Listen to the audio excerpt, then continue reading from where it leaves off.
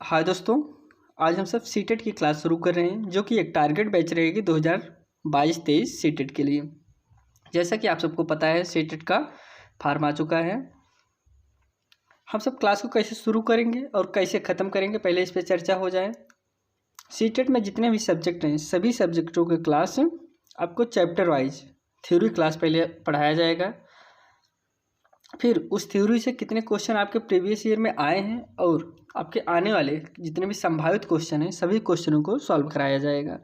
और जितने भी आपके चैप्टर से डेली क्लासें रहेंगी, लास्ट में सीटेट से रिलेटेड आपको कुछ क्वेश्चन दिए जाएंगे जिसका आंसर आपको बताना रहेगा। आइए हम क्लास को शुरू करते हैं। पहली क्लास आपकी ईवीएस की रहेगी।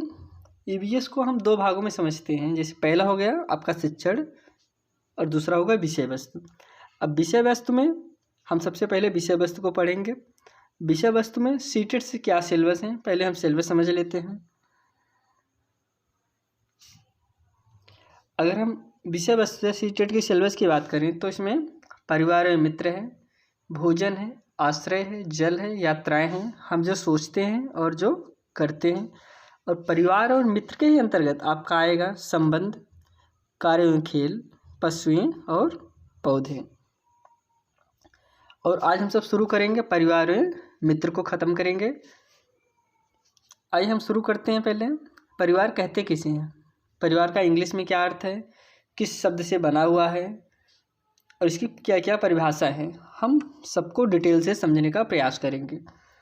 अब परिवार कहते किसे हैं, अगर इसे हम समझें तो परिवार को अंग्रेजी में फैमिली कहते हैं, जो लैटिन भाषा के फैमिली शब्द से बना है। यह जो फैमिली है यह लैटिन भाषा के फैमिली शब्द से बना हुआ है फैमिली, जिसका संकुचित और व्यापक दो अर्थ होता है। क्या क्या अर्थ होता है, संकुचित और व्यापक दो अर्थ होता है। पहले हम संकुचित को समझेंगे। संकुचित अर्थों में परिवार की क्या परिभाषा होती है। अगर हम संकुचित अर्थों में परिवार की परिभाषा समझे तो यहाँ पर नौकर से होती है। अब देखिए यहाँ पे क्या लिखा गया है, संकुचित अर्थों में परिवार का तात्पर्य नौकर से होता है, जहाँ पर बच्चे का पालन पोषण किया जाता है। यह केवल लैटिन भाषा तक ही सीमित रहा।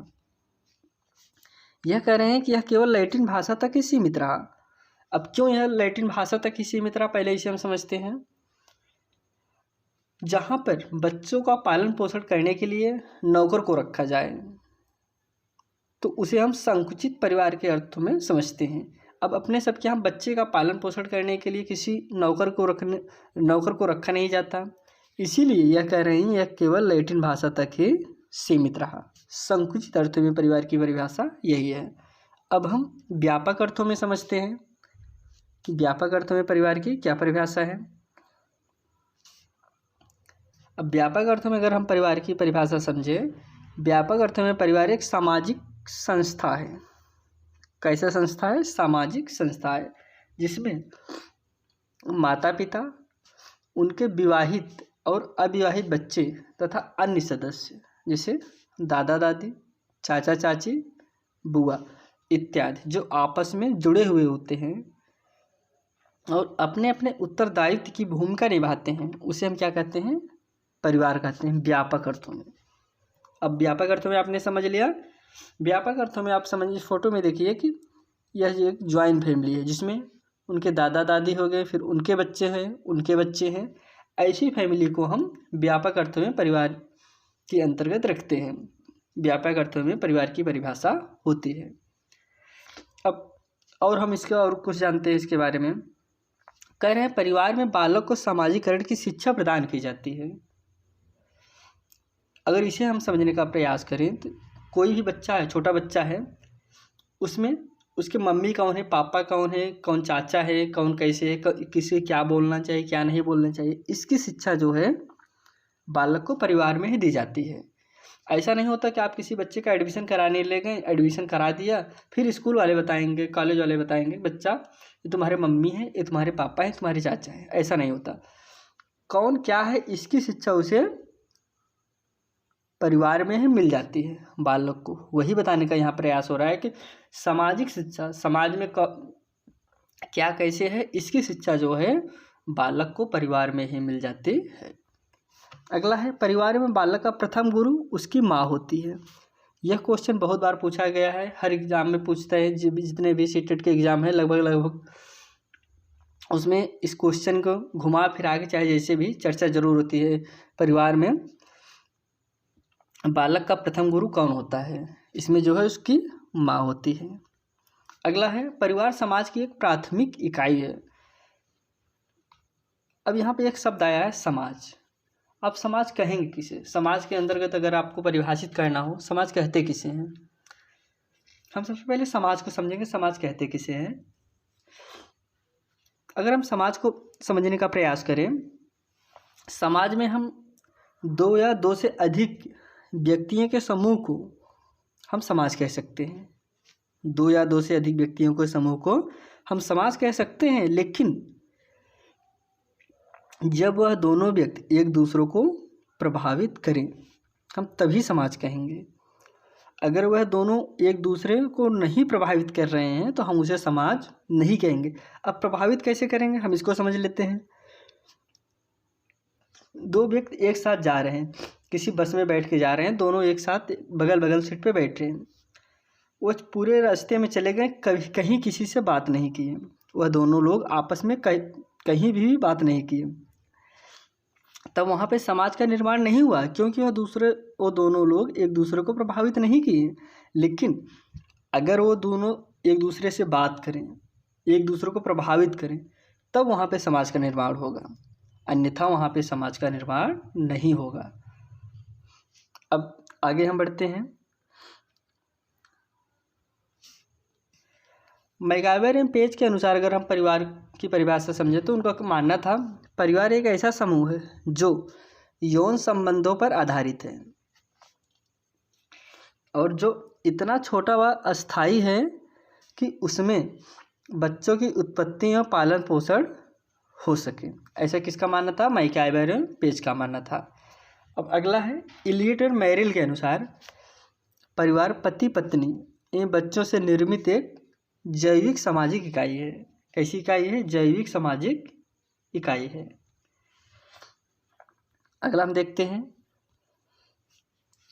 विल्स तथा हाइजर के अनुसार परिवार को संक्षेप में एक सामाजिक समूह के रूप में परिभाषित किया जा सकता है जिसके सदस्य रक्त के आधार पर एक दूसरे से जुड़े होते हैं। कैसे जुड़े होते हैं? रक्त के आधार पर एक दूसरे से जुड़े होते हैं। ऐसा किसका मानना था? विल्स तथा हाइजर का। अब आगे हम देखते हैं, अब हम परिवार के प्रकार के बारे में चर्चा करते हैं। और दोस्तों, अगर इसकी पीडीएफ आपको चाहिए तो आप नीचे टेलीग्राम का लिंक डिस्क्रिप्शन में दिया गया है, उस पर क्लिक करके सभी क्लासों का पीडीएफ आप डाउनलोड कर सकते हैं। आइए हम अब परिवार के प्रकार के बारे में चर्चा करते हैं। अगर परिवार के प्रकार के बारे में हम चर्चा करें तो हम इसे दो भागों में बांटते हैं। पहला हो गया संयुक्त परिवार और एकल परिवार। हम सबसे पहले संयुक्त परिवार को देखेंगे। संयुक्त परिवार कहते किसे हैं, संयुक्त परिवार के गुण के बारे में चर्चा करेंगे, उसके दोष क्या क्या हो सकते हैं इस पर चर्चा करेंगे। फिर हम एकल परिवार कहते किसे हैं, इसके क्या गुण हैं और इसके क्या दोष हैं, इस पर चर्चा करेंगे। अब हम सबसे पहले संयुक्त परिवार कहते किसे हैं इसको समझते हैं।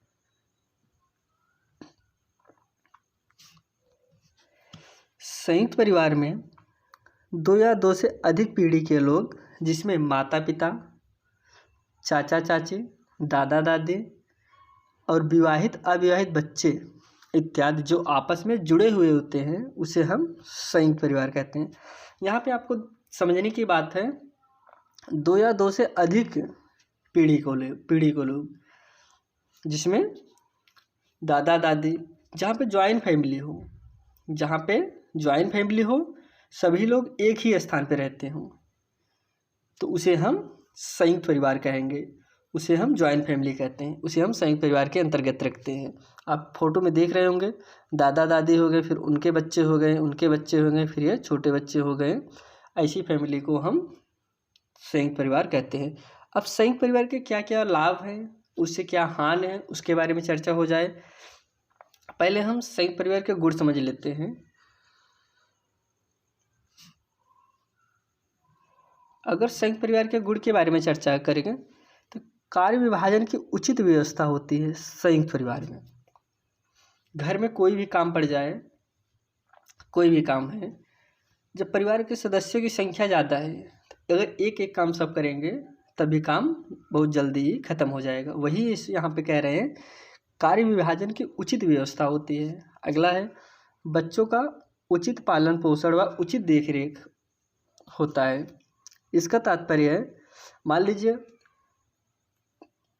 जो बच्चा है उसके पिताजी भी जॉब कर रहे हैं और उसकी मम्मी भी जॉब कर रही हैं, उस समय उस स्थिति में उस बालक का देख रेख अच्छे से नहीं हो पाता। लेकिन अगर संयुक्त परिवार है तो और भी लोग हैं, वो लोग नहीं रहेंगे तब भी उस बच्चे का पालन पोषण अच्छे से हो जाएगा। यही करें बच्चे का पोषण और उचित देख रेख होता है। अगला है यहाँ पे उचित सामाजिक जीवन का विकास होता है।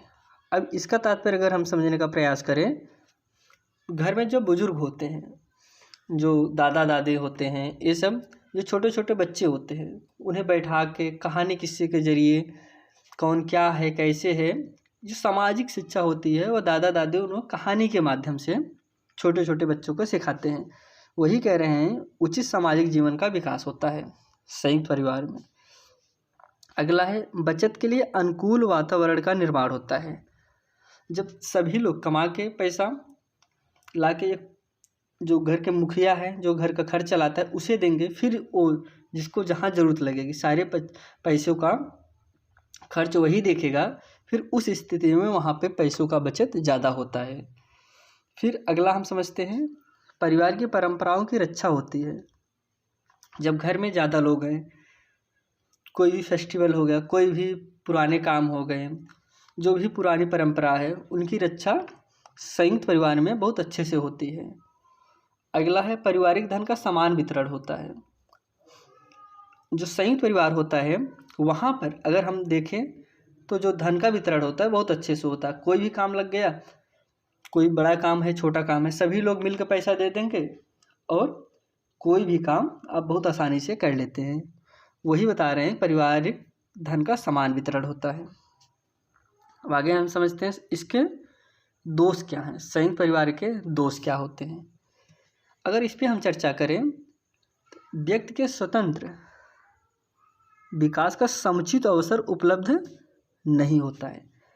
अगर इसे हम समझने का प्रयास करें तो घर में कोई बच्चा है, कोई भी आदमी है, कुछ और करना चाह रहा है, कहीं और भी जाना चाह रहा है, मतलब कुछ हट के काम करना चाह रहा है, लेकिन जब तक घर के उसके सदस्यों अनुमति नहीं देंगे, जब तक जो खर्च लगेगा या फिर कोई भी, जब तक उसके बड़े लोग अनुमति नहीं करेंगे तब तक वह आदमी वह काम नहीं कर सकता। वही इसमें बताने का प्रयास कर रहे हैं, व्यक्तित्व के स्वतंत्र विकास का समुचित अवसर उपलब्ध नहीं हो पाता है।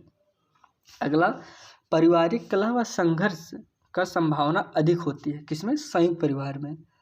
फैमिली ज़्यादा है, कभी हर समय कुछ न कुछ समस्या एक दूसरे की लगी रहती है कि यह काम वो कर लिए, यह काम हम कर लिए, मतलब ऐसे जो पारिवारिक समस्याएं होती हैं, जो पारिवारिक कलह होती हैं, संयुक्त परिवार में बहुत ज़्यादा देखने को मिलती हैं। अगर अगला हम देखें, आवश्यकता पूरी होती रहने से अधिकांश सदस्य आलसी हो जाते हैं। अगर इसे हम समझें, घर में 10 लोग हैं, उसमें से 8 लोग काम कर रहे हैं, 2 लोग काम नहीं कर रहे हैं। अब दोनों लोग की आवश्यकताएं पूरी हो रही, ऐसा तो है नहीं कि 2 लोग काम नहीं कर रहे हैं उन्हें खाना नहीं दिया जाएगा, वो काम करके लाएं, पैसा लाएं तभी हम खाना देंगे, ऐसा तो होगा नहीं। 2 लोगों को जब बिना काम किए खाना मिल रहा है तो वो लोग काम क्यों करना चाहेंगे? इस परिस्थिति में वो दोनों लोग आलसी हो जाएंगे। वही कह रहे हैं आवश्यकता जब पूरी होती रहती है तो अधिकांश सदस्य आलसी हो जाते हैं। अगला है एकल परिवार। अब हम एकल परिवार को परिभाषित करने का अगर प्रयास करें, सबसे पहले आप इसको समझ लीजिए, एकल परिवार संयुक्त परिवार के टूटने से ही एकल परिवार का निर्माण होता है। जब भी संयुक्त परिवार में विखंडन होता है, लोग अलग होते हैं, उस स्थिति में एकल परिवार का निर्माण होता है। आप इसको ऐसे समझिए, अगर इसे हम शब्दों में देखें, यह परिवार का वह प्रकार है जिसमें माता पिता, उनके अविवाहित बच्चे जो एक साथ रहते हैं, उसे हम एकल परिवार कहते हैं। अगर यहाँ पे समझने की बात है, उनके अविवाहित बच्चे अगर उनके बच्चों का शादी हो गया तो फिर वह एकल परिवार में नहीं आएंगे। अगर उनके बच्चे का शादी नहीं हुआ है और वह बच्चे उनके साथ रह रहे हैं तो वह एकल परिवार में आएंगे। माता पिता और उनके अविवाहित बच्चे, आप फोटो में देख रहे होंगे, उनके माता पिता हो गए और उनके बच्चे हो गए। और इन सब बच्चों के जहाँ शादी हुआ और अपने मम्मी पापा के साथ ही रह रहे हैं तो फिर यह एकल परिवार के अंतर्गत नहीं आएंगे। अब हम इसके एकल परिवार के गुण क्या होते हैं इस पे हम चर्चा कर लेते हैं। अगर एकल परिवार के गुण की बात करें तो पहला इसमें है व्यक्तित्व स्वतंत्र विकास का समुचित अवसर उपलब्ध होता है। अब एकल परिवार है, उसमें 2 ही लोग हैं, तो कहीं भी जाना हो, कुछ भी काम करना हो, किसी की परमिशन लेने की ज़रूरत नहीं है। वो लोग स्वतंत्र हैं, कुछ भी करना है स्वतंत्र हैं। वही कह रहे हैं कि स्वतंत्र विकास का समुचित अवसर उपलब्ध होता है। और अगला है इसमें कला की संभावना कम पाई जाती है या फिर नहीं पाई जाती। इसमें कला की संभावना होती ही नहीं है। मालिक वही है, हर चीज़ वही लोग कर रहे हैं, तो कला करेंगे किससे? कोई नहीं है। करें गृह संचालन में स्वतंत्रता पाई जाती है। घर को कैसे चलाना है, क्या बनाना है, क्या खाना है, किसी से नहीं पूछना है। जो उनका मन करे वही बनाना है और वही खाना है। घर को कैसे रखना है, ये सारी जिम्मेदारी खुद उनकी होती है। इसमें स्वतंत्रता होती है और पारिवारिक कला नहीं होती है। अब इसके दोष क्या क्या होते हैं? शिशुओं के देखभाल की समस्या पाई जाती है। किसमें? एकल परिवार में। कह रहे हैं कि जो बच्चे छोटे बच्चे होते हैं, मान लीजिए कि उसके पापा जो है जॉब कर रहे हैं, अब मम्मी है, मम्मी अकेले घर का काम करें, उस बच्चे का देखभाल करें, ये समस्या बहुत गंभीर होती है कि उस छोटा बच्चा है, उसकी देखभाल एकल परिवार में अच्छे से नहीं हो पाती है। अगला है संकट के समय दयनीय स्थिति होती है। छोटा बच्चा है, उसकी तबीयत खराब हो गई, हॉस्पिटल में है, तो उस समय न परिवार सही से चल पाता है, न उस बच्चे की देखभाल सही से हो पाती है। इस स्थिति में बहुत दयनीय स्थिति हो जाती है एकल परिवार वालों की। और अगला है बुजुर्गों के ज्ञान या उपदेश का अभाव होता है। जो हमारे बुजुर्ग लोग हम सबको कहानी किस्सों के जरिए सामाजिक शिक्षा देते हैं, उसका अभाव हो जाता है। किसमें? एकल परिवार में। वह शिक्षा जो है बच्चों को नहीं मिल पाती और उनका सामाजिक विकास जो होता है उस हिसाब से नहीं हो पाता जिस हिसाब से संयुक्त परिवार वालों का हो पाता है। अगर अगला हम समझें, अब हम परिवार के कार्य के बारे में चर्चा करते हैं। एक परिवार का क्या क्या कार्य है जो हर परिवार को करना चाहिए। अगर इसे हम बांटने का प्रयास करें, इसे हम 2 भागों में बांटे हैं मैकाइवर पेज के अनुसार। एक होता है आवश्यक कार्य और एक होता है अनावश्यक कार्य। आवश्यक कार्य है जो हर परिवार का करना दायित्व है, और अनावश्यक कार्य है कि जो आपके बजट के ऊपर निर्भर है, व्यवस्था है तो आप उसे कर सकते हैं, नहीं है तो ऐसा नहीं है कि आपको यह कार्य करना ही है। आवश्यक कार्य में है पहला आपका शैक्षिक व्यवस्था हो गया, आर्थिक व्यवस्था हो गया और लैंगिक व्यवस्था हो गया। और अनावश्यक कार्य में देखेंगे तो मनोरंजन के साधन की व्यवस्था हो गया, ये आपका अनावश्यक कार्य में आएगा। हम सबसे पहले आवश्यक कार्य को देखते हैं। परिवार के कार्यों का विभाजन मैकाइवर पेज महोदय के द्वारा 2 भागों में किया गया है। अब पहला है आवश्यक कार्य।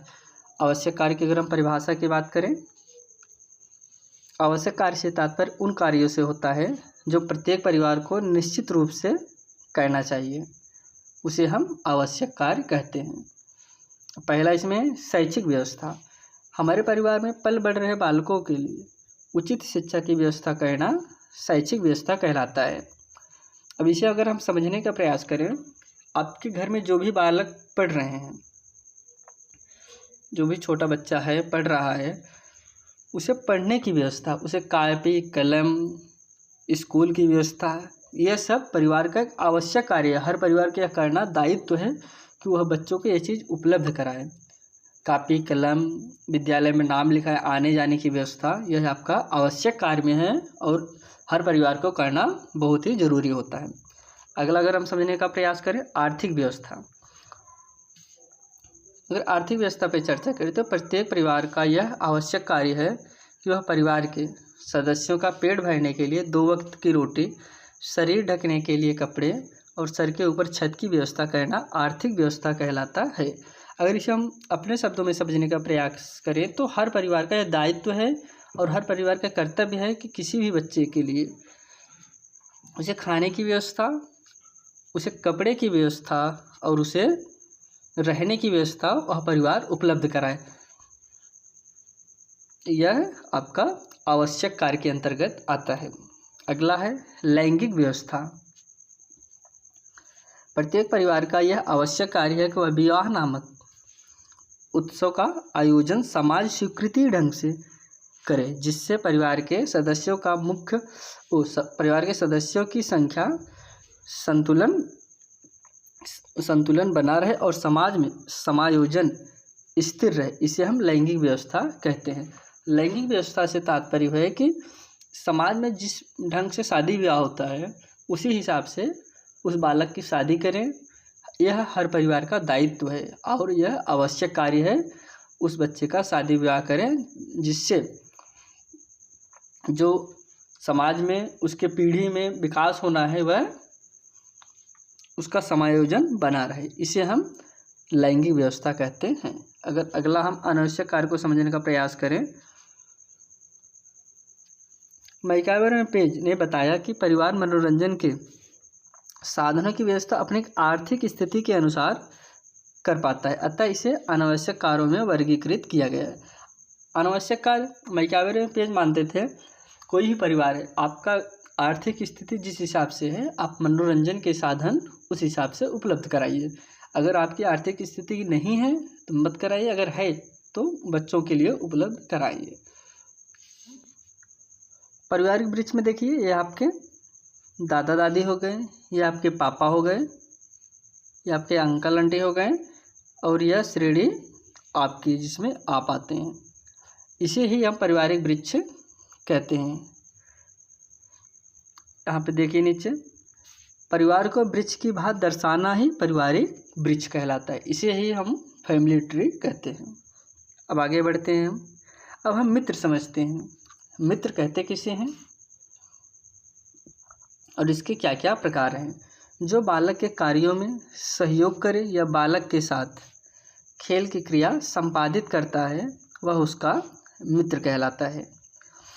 मित्रों के बीच बने आपसी संबंध को मित्रता कहते हैं। ये मित्रता की परिभाषा बता रहे हैं, मित्रों के बीच आपसी संबंध को। अब मित्रता अगर कभी पूछे मित्रता किसे कहते हैं तो इसे आप ऐसे समझिए, मित्रों के बीच बने आपसी संबंध को ही क्या कहते हैं, मित्रता कहते हैं। अब इसके हम प्रकार के बारे में चर्चा करते हैं। मित्रता के कितने प्रकार होते हैं। इसमें पहला है उपयोगिता की मित्रता, दूसरा है आनंद की मित्रता, तीसरा है सच्ची मित्रता। अब हम सबसे पहले उपयोगिता की मित्रता को समझेंगे। इसे यह वह मित्रता है यह मित्रता का वह प्रकार है जिसमें बालक सहयोग करने पर, काम में आने पर संबंध को बरकरार रखता है और नकारात्मक होने पर उसे समाप्त कर देता है। इसे हम उपयोगिता की मित्रता कहते हैं।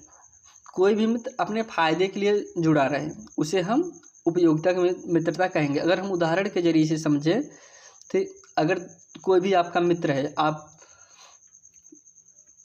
कोई भी चीज़ वो मांग रहा है, आप हर समय उसको दे रहे हैं, कुछ भी मांग रहा है आप उसकी हर समय हेल्प कर रहे हैं, लेकिन जब आपकी ज़रूरत पड़ी आपने उससे मांगा तो वो नहीं दिया। इस स्थिति में होता है कि अब हम नकारात्मक हो गया, हम उसके काम आ रहे हैं लेकिन वो हमारे काम नहीं आ रहा है। इस स्थिति में मित्रता समाप्त हो जाती है। वही कह रहे हैं, काम में आने पर, सहयोग करने पर संबंध बरकरार रहता है, लेकिन जब ऐसा नहीं होता तो यह मित्रता समाप्त हो जाती है। ऐसी मित्रता उपयोगिता के अंतर्गत आती है। अगला अगर हम समझें आनंद की मित्रता।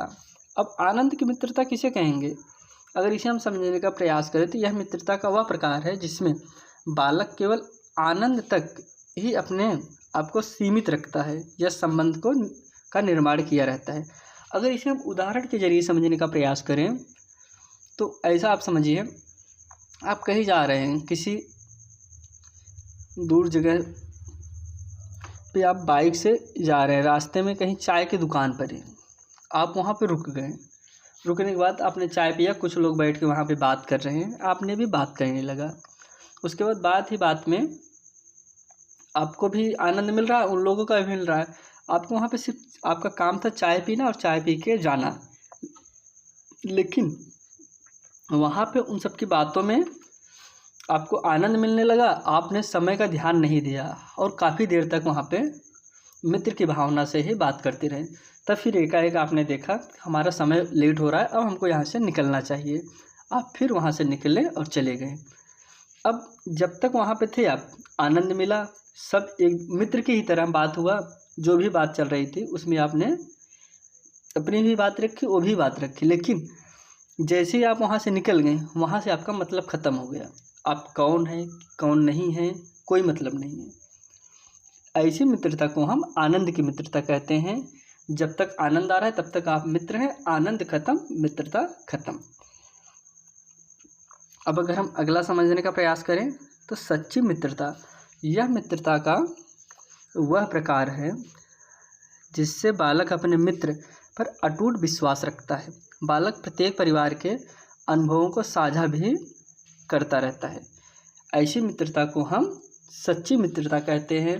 अगर इसे आप समझिए, आप कहीं भी पढ़ते होंगे, क्लास में मान लीजिए 100 बच्चे हैं, 100 बच्चे में आप 1-2 बच्चे ऐसे होते हैं जो आप बहुत अच्छे फ्रेंड होते हैं और बहुत दिन तक उनकी मित्रता चलती है। हर कोई भी समस्या हो, घर में कोई भी बात हो, कोई भी दुख हो, कोई भी तकलीफ़ हो, वह लोग एक दूसरे से साझा करते हैं। ऐसी मित्रता जो सच्ची मित्रता होती है, सुख दुख हर समय में एक दूसरे के साथ खड़े रहते हैं, ऐसी मित्रता को हम सच्ची मित्रता कहते हैं। अब हम आगे देखते हैं। अब देखिए दोस्तों, आज हम सब परिवार एवं मित्र को ख़त्म किया है। विषय वस्तु में परिवार एवं मित्र को ख़त्म किया है। अब इसके बाद हम पहले इसी के ही पार्ट जो है संबंध है, कार्य एवं खेल है, पशुएँ हैं, पौधे हैं, इसको ख़त्म करेंगे। फिर उसके बाद भोजन, आश्रय, जल, यात्राएँ और हम जो सोचते हैं, जो करते हैं, उसको ख़त्म करेंगे। अब फिर आपसे हम अगले वीडियो में मिलेंगे, लेकिन अब आज के लिए आपको हम कुछ क्वेश्चन देते हैं, उस क्वेश्चन को आप नोट करिए और लगाइए। कल इसका जवाब हम आपको बताएंगे, तब तक आप इसका जवाब ढूंढिए। अब पहला क्वेश्चन इसमें है, कुछ जानवर रात में जागते हैं। ये जानवर हर चीज़ को जिस रंग में देखते हैं वह रंग कौन सा है? ऑप्शन है बैगनी और नीला, काला और सफ़ेद, हरा और पीला, लाल और सफ़ेद। ये आपका पहला क्वेश्चन हो गया। अब दूसरा क्वेश्चन है, अब पक्षी अपनी गर्दन बहुत अधिक हिलाते हैं, इसका कारण क्या है?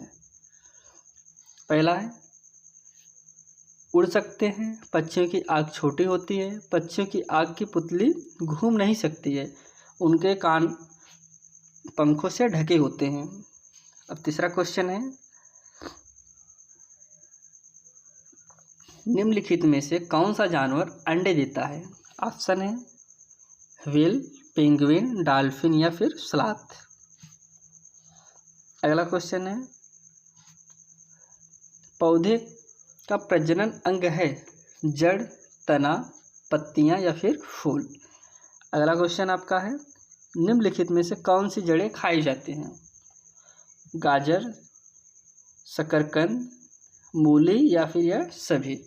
आप इन सभी क्वेश्चनों का जवाब जानिए, पता करिए, करने का प्रयास करिए और फिर कल की क्लास शुरू करने से पहले हम इन क्वेश्चनों का आंसर बताएंगे आपको, फिर अगली क्लास शुरू किया जाएगा। अब इसी के साथ हम ये सेशन यहीं समाप्त करते हैं, फिर आपसे मिलते हैं कल एक नई वीडियो में एक नए चैप्टर के साथ। तब तक के लिए धन्यवाद।